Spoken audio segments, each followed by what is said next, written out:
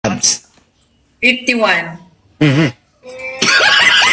Ilan na pong anak mo at the age of 51? Wala po. Oh? May tanong ako sa'yo. Sa edad mong 51, nakatikim ka na ba ng luto ng Panginoon? Oo naman. Ah. So dahil naghahanap ka, ang tanong, may dugo pa? Oo naman. Ha?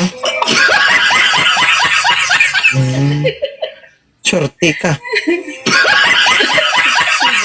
So maghahanap tayo ng wawasak sa bakunawa mo. Meron ba? Huwag naman yung mga 30. Uy. Pero ito try natin. Malalakas yun. Malalakas yun. Di ko kaya yun. Isang tira, hospital agad. Kompleto ka naman siguro sa benepisyo. Ay, PhilHealth Siyempre, ka? meron. Pwede ka na hospital. Pero Oo. huwag naman tayo aabot doon. Grabe naman. Paano kung mag-lock?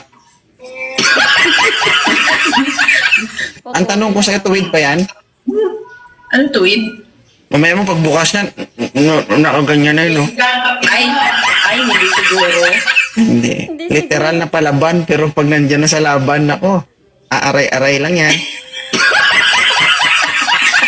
Bakit? Nasubukan mo na ba? Nak, tandahan. Sakit. Maluoy ka sa mama mo. Alam mo namang mahapdi na to. Pero wala namang problema, no? Kahit na 51 ka, di ba? Kung nagka-boyfriend ka, huwag kang makalimot mag-remind sa kanya. Ano Love, i-remind ko? pag nagpunta ka, huwag mong kalimutan magdala ng lana.